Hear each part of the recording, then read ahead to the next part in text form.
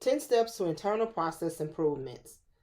Build a better daily practice routine even on a limited budget. This is a blog written by Tangela Oates. Actually, are your workplace practices and procedures relevant or are they outdated?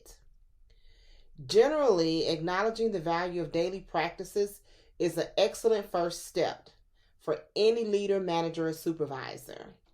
The logical next step would be to consider putting in what is considered standard operating procedures, policies, or flow charts, or other procedures in place. Once established, how do you determine, or when do you determine that any of those policies have become obsolete or now are irrelevant? Whether informally or at a boardroom meeting, it always pays, at least annually, to revisit what you've previously set in motion. If not, you may inadvertently cultivate a disruptive workplace. Now, please keep in mind, by no means am I suggesting to any leader, manager, or supervisor that you attempt to micromanage workflows or employees' behavior. However, though, I am suggesting that managers and supervisors get clear about daily practices that affect their areas of responsibility and the employees who they expect to uphold those responsibilities. The workplace is consistently in flux.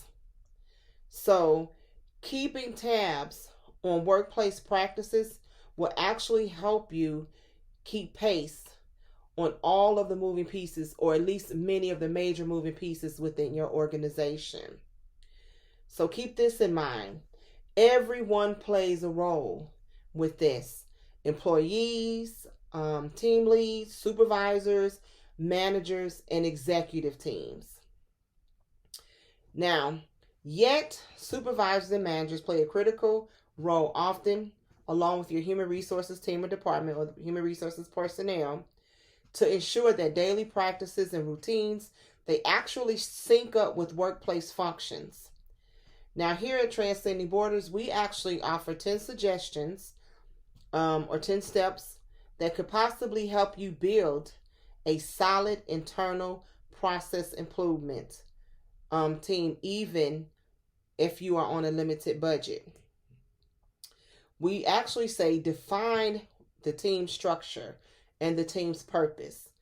Discuss the who, what, when, where, why, and how. Get cross-departmental team leaders, supervisors, and manager buy-ins. Next, be sure to incorporate the voices of relevant employees, especially for those that you may have recruited to be or to serve in a role as a volunteer. Next, identify critical issues and problems. Who, what, when, where, and why. Next, consider setting some related goals in terms of who, what, when, where, and why, and how.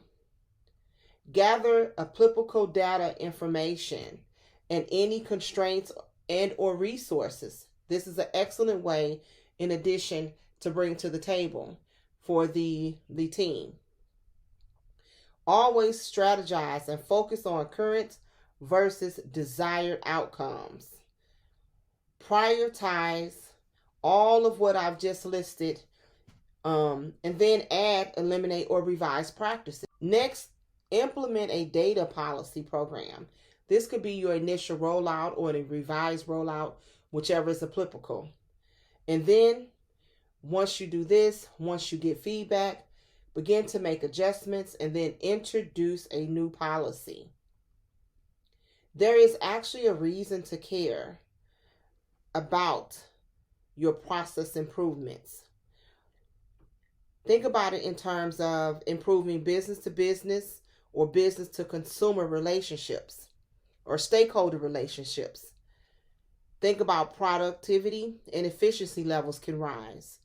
Lowering operating costs is a great tool or great reason to consider your internal process improvements. Clear standards and goals are easier to achieve, and especially when you're thinking or considering or have a need or desire to increase your market share, maintain customer loyalty, in addition to creating or sustaining employee satisfaction. So I hope you definitely enjoyed this blog. I enjoyed writing it, and if you have any additional questions, please feel free to contact us at www.T as in Tango, Borders, BORDERS.com. Thank you and many blessings.